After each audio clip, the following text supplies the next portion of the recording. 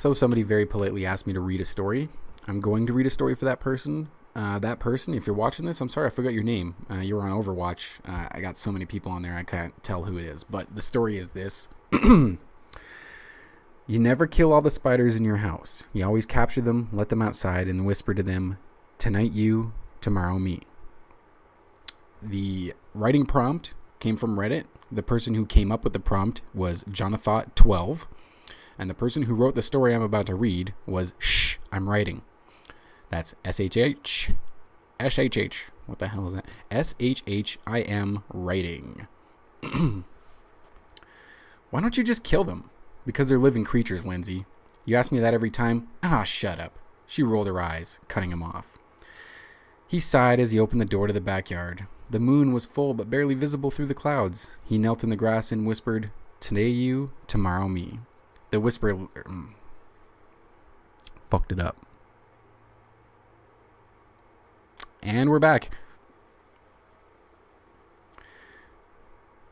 Oh, shut up, she rolled her eyes, cutting him off. He sighed as he opened the door to the backyard. The moon was full but barely visible through the clouds. He knelt in the grass and whispered, today you, tomorrow me. The spider leapt from his palm and disappeared into the darkness. He crouched there for a minute, wishing that he too could disappear into the darkness. He just didn't have the strength to leave. No one believed that she had given him his scars. They didn't want to believe. He saw it in their eyes. They would laugh, mock him, shrugging it off, waving their hands, shaking their head as if to rid their ears of the words. He didn't tell many people. A coworker, a guy from the gym, his brother, and his best friend from school.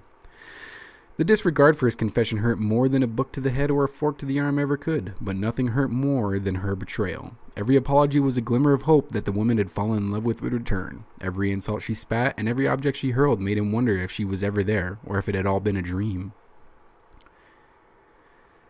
He stood up slowly and turned to go into the house. If it were more understanding, more giving, more patient, she'd remember what we had and come back, he thought. He'd have thousands of similar thoughts throughout his life because he was a fixer. Maybe he could fix it. Fix himself, fix her, fix them. Deep down, he knew he couldn't, but his hope and her blame kept him tied there. He'd tried counselors. He went alone when she'd refused to go. And when she insisted that he stop, that the counselor was driving them apart, he stopped. He shook his head, disappointed in himself again. Honey, he said, opening the door, what do you think about trying to see Dr. Smith again? Whack! He heard the noise of a glass shattering, but he didn't see what had hit him. He struggled to get up, but something else hit him, and he went down. Lindsay, please. He looked up to her. He looked up to see her looming over him, his old baseball bat in her hands, and he put his arm up to protect his face as she swung at him over and over and over again, and then she was shrieking. What is that? Get them off! Get them off! He lifted his head to see his wife being swept out the back door in a wave of blackness.